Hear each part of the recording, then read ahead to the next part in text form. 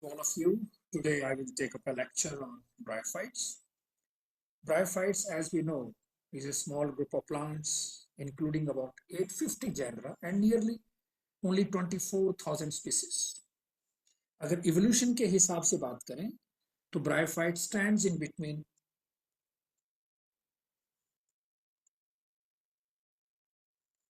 thallophytes, that is algae, and pteridophyta. Bryophytes are the land inhabiting or terrestrial plants. As far as their distribution is concerned, the bryophytes, they are cosmopolitan in their distribution and they are present in almost all the habitats or places where plants can occur. ये हर उस जगह पे रहते हैं जहां पर पौधे हमारे जो ट्रीज हैं वो पाए जाते हैं. They are present in tropical and subtropical forests up to Arctic areas. Probably bryophytes are not present in sea and Antarctica area. कहने का मतलब ये है कि bryophyte जो है समुद्र के अंदर और अंटार्कटिका वाले एरिया में नहीं पाए जाते.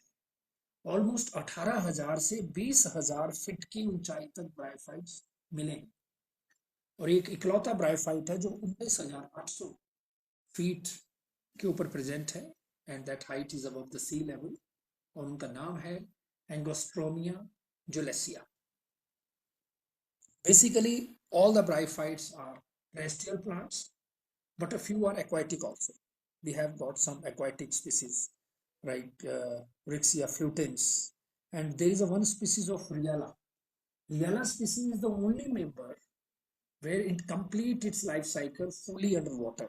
तो Rhiella species of bryophyte वो species है जो अपना पूरा लाइफ साइकिल पानी के अंदर ही कंप्लीट करता है. जैसा मैंने पहले ही कहा कि bryophyte generally grow in moist and shady places. They present in moist and shady places, moist rocks, moist trees trunk and moist grounds. Sphagnum that grows in boggy or marshy conditions. Besides, some of them grow in fully exposed sun conditions, जिसे हम xerophytic condition कहते हैं. वहां पर भी bryophyte grow होते हैं. Just like Polytrichum gymnosperma is a plant जो xerophytic है, and Cynodontium species and Calypta species, they are all xerophytes, bryophytes. Some bryophytes grow as a epiphyte on the trunk of other plants. कुछ ऐसे bryophytes हैं जो as a epiphyte grow करते हैं दूसरे पौधे की ट्रंक के ऊपर. इसमें Dendroceros is the main plant. And there is one plant that is Epiphyllus redula protensa. Actually ये जो ब्रायोफाइट है ये जो हमारे फर्न्स हैं उनके फ्रॉन्ड्स या लीव्स के ऊपर पाया जाता है, इसलिए हम इसको एपिफाइलस ब्रायोफाइट कहते हैं. Very very important. कुछ ऐसे ब्रायोफाइट्स हैं विच आर सेप्रोफिटिक जैसे बोम्बॉक्सिया, एम्फाइला एंड क्रिप्टोथैलस मिराबिलिस. ये वो प्लांट्स हैं, वो ब्रायोफाइट्स हैं विच आर सेप्रोफाइट्स. तो आप देख रहे हैं कि bryophytes are of different different kind. They are saprophytes, they live on bogs, they are epiphyllous, they are xerophytes, they are aquatic, and they are present up to 20,000 feet above the sea level. You see this, the bryophytes, they present at such a varied conditions.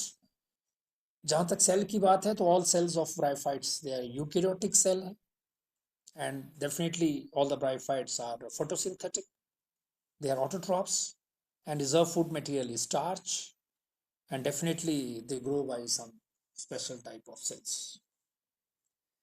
As far as some main characteristic of bryophytes are concerned, जैसे मैंने पहले भी clear किया कि they stand between alga and pteridophytes from the evolution point of view. Okay, and bryophytes are considered to have been originated from the green algae. अगर evolution की बात करें तो evolutionary point of view से bryophytes को माना गया है कि वो ग्रीन एल्गी से इवॉल्व हुए हैं और एक एल्गी और ब्रायोफाइट के बीच इनकी जगह इवोल्यूशन के हिसाब से आती है. जैसे मैंने पहले ही कहा कि they are mostly terrestrial plant और कुछ इसमें एक्वाटिक स्पीसीज जो हमने भी डिस्कस किया.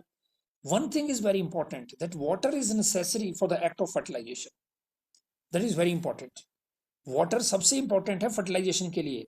Y flagellate antherozoid swim across the film of water.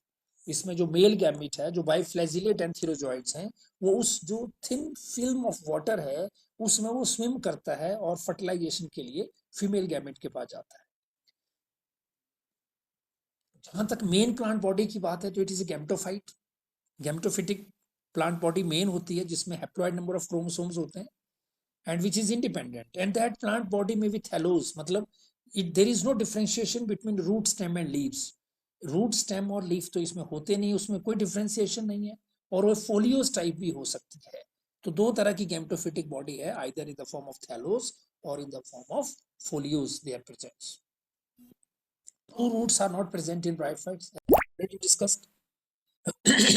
In place of roots, there are unicellular and multicellular rhizoids are present, and which perform the function of roots. क्योंकि जो rhizoids होती हैं, they are not that deep inside the soil, ठीक है ना, और क्योंकि water की जगह पे होते हैं तो रूट सिस्टम को इतना फॉर्मली डेवलप नहीं होता। यूनिसेलुलर और multicellular rhizoids are present. In bryophyte, vascular tissues are absent. No xylem and phloem tissues are present over there. And there are sex organs are present which are multicellular and jacketed. Sex organ जो होते हैं वो multicellular होते हैं और jacketed होते हैं, और एक sterile layer of cells present होती है around the sex organ for the protection.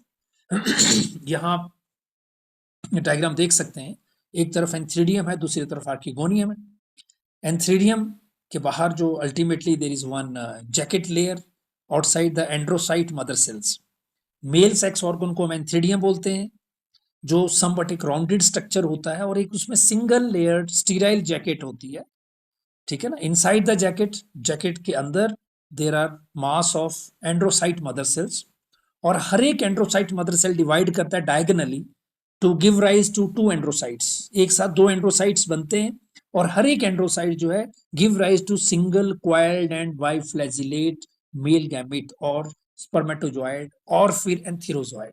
It is the name of the male gamete. Either we can call it male gamete, or it is a spermatozoid, or we can call it antherozoids. So that particular antherozoids or spermatozoid is formed from the androcyte cells, right? That is being shown in this particular diagram. जहां तक female sex organ की बात है, that is called known as archegonium, which is a flask shaped structure, और इसका swollen base आपको नजर आ रहा है, थोड़ा स्वेलिंग होती है बेशल पोर्शन में जिसको वेंटर बोलते हैं, and ultimately upper elongated portion that is called neck, and there are later on the wall of venter divide perignally to form a protective covering called calyptra. So ultimately there is a protective cover which is known as calyptra, and it is formed by the perignal division of these particular cells of the wall of the venter. That is very important. जहां तक sexual reproduction की बात है तो it is a oogamous type. This type of reproduction is called oogamous type because यहाँ पर हमारे पास नॉन मोटाइल पैसिव एग है फीमेल का, जिसको हम फीमेल गैमेट कहते हैं, and there is a biflagellate active male gametes which are called antherozoids. जब जाइगोट फॉर्म हो जाता है एक बार, तो it divide at once without any resting period to form embryo and hence sporophyte और sporogonium. Once the zygote is formed, अगर हम इसके लाइफ साइकिल में देखें तो एक बार जब जाइगोट फॉर्म हो जाता है तो बिना कोई रेस्टिंग पीरियड के इट फॉर्म एम्ब्रियो, जाइगोट से एम्ब्रियो बनता है, और उसके बाद स्पोरोफिटिक जनरेशन शुरू हो जाती है। स्पोरोफाइट और स्पोरोगोनियम इज पार्शियली और fully dependent upon the gametophytic generation. तो ये देखा गया है कि ब्रायोफाइटा के अंदर gametophytic is a dominating generation and sporophyte is considered to be a parasite on the gametophyte. तो जाइगोट बनने के बाद एम्ब्रियो इमीडिएटली बन जाता है, और एम्ब्रियो से फिर स्पोरोफाइट डेवलप होता है। अगर हम इसमें देखें इस डायग्राम में, we will see over here that there is a formation of zygote, and zygote has given rise to a diploid embryo. By the mitotic division, zygote is divided into embryo, and on the embryo there is a formation of sporophyte, और sporophyte में बना है sporangium, और sporangium में है spore mother cells, और वहां पर हुआ है meiotic division, और meiotic division होने की वजह से वहां पर पहुंचे हैं, वहां पर प्रोड्यूस हुए हैं spores. These are the haploid spores, and these haploid spores they germinate and produce male and female gametes. Spores are produced inside the capsule, जो कैप्सूल बनता है उसके अंदर स्पोर बनते हैं, एंड ब्रायोफाइट्स आर होमोस्पोरस, मतलब सारे के सारे स्पोर जो हैं they are alike. So there is a distinct alternation of generation. इस तरह से हम कह सकते हैं कि ब्रायोफाइट के लाइफ साइकिल में there is alternation of generation. एक गैमेटोफिटिक फेज है जिसमें हैप्लॉइड स्टेज होती है जो मियोसिस से शुरू होती है and ends with the fertilization, whereas sporophytic phase start with fertilization and ends with the meiosis. मतलब जो sporophytic phase है that is diploid and gametophytic phase is haploid. Okay, so this we can see. This is the life cycle of a plant over here, life cycle. जहां तक ecological importance की बात है, if you talk about the ecological importance of the bryophytes, economically they are less important, but there are certain bryophytes which are important to all of us. They are more important ecologically than economically. मतलब economics के में ज्यादा important नहीं है इसका importance. आप देख रहे हैं कि there is only one economic importance, they are very less important, but ecologically they are very very important because they grow on the barren rock after crustose or foliose lichens. जैसे हमने पहले ही हमें पता ही है कि लाइकन्स क्या है. Lichens are the pioneer communities. Lichens are the pioneer community. जहां पर कोई मिट्टी भी नहीं होती, जहां पर कोई वेजिटेशन भी नहीं होती, वहां सबसे पहले कौन ग्रो करता है? लाइकन्स ग्रो करते हैं. And after the lichens, crustose और फोलियोज लाइकन के बाद, ठीक है ना, there are bryophytes which comes over there. उसके बाद ब्रायोफाइट वहां कोलोनाइज करना शुरू करते हैं अपने आप को, and they break down rocks and increase the soil layer and organic matter. मतलब उस ऐसी जगह के ऊपर, बेयर रॉक के ऊपर भी मिट्टी का बनाना, सॉइल लेयर की फॉर्मेशन करना और ऑर्गेनिक मैटर को फॉर्म करना, this is the result of bryophytes. तो ब्रायोफाइट ये काम करते हैं एंड अल्टीमेटली ऐसी कंडीशंस पैदा करते हैं कि वहां पर हर्ब्स पैदा हो सके. स्फेगनम इज अ मॉस जो बहुत ही लग्जरेंटली ग्रो करती है with other plants in muddy और बॉगी कंडीशंस और फॉर्म ए डिसेंट मैट और कारपेट. तो स्फेगनम एक ऐसी मॉस है जो एक कारपेटिंग फॉर्म करती है. और अल्टीमेटली ब्रायोफाइट का सबसे मेन जो इम्पोर्टेंट, अगर इम्पोर्टेंस की बात करें तो they prevent soil erosion. Some bryophytes, especially mosses, they form carpet vegetation. तो barren land के ऊपर एक carpet form कर देते हैं which bind the soil particles and hence prevent soil erosion. मतलब soil particle को bind करने में और soil erosion को prevent करने में they play a very important role. And definitely अगर soil erosion को हम prevent कर सकते हैं तो they have a very important role to control of floods also. They have ability to store huge amount of water and thus helping in controlling the floods also. जैसे कि sphagnum is having this ability. And they are also used as a packing material. Some bryophyte, again it's a name of sphagnum and other mosses, उसको packing material के लिए, जैसे जो बहुत ही fragile goods होती हैं हमारे पास, ग्लासवेयर है, स्टैंडर्ड क्वालिटी क्रॉकरी है, so that is use to packed, we use bryophyte for the packing purpose of these fragile materials. अगर नर्सरी बेड्स की बात करें तो because of the property of conserving moisture for a long time, because they have got ability to conserve moisture, so that's why they are used as a packing material for cutting and seedling etcetera. जब हमने बड़े लंबे दूर तक plants की cuttings को, seedlings को, nursery के प्लांट्स को ट्रांसपोर्ट करना होता है तो हम उन्हें स्फेगनम के अंदर पैक कर देते हैं. तो उसमें पानी डाल देते हैं तो they have got ability to absorb water और काफी लंबे ट्रांसपोर्ट तक में हमारे पौधे सूखते नहीं है.